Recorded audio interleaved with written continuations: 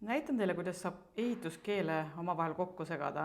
Kui sul on näiteks olemas kodus želee koostisega ehituskeel nagu Camouflage Shine ehituskeel ja see ei ole sinu jaoks võib-olla kõige mugavam ehituskeel, mida kasutada, siis on teda võimalik vedelamaks muuta ühefaasilise ehituskeeliga.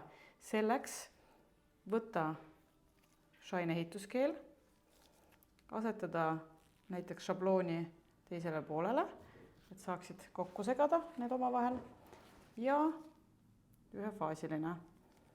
Mida rohkem ühefaasilist võtta, seda vedelamaks keel muutub, et alguses soovitan võtta natukene, segad kokku ära ja kui sinu arvates on ta ikkagi liiga paks, siis võta ühefaasilist keeli juurde.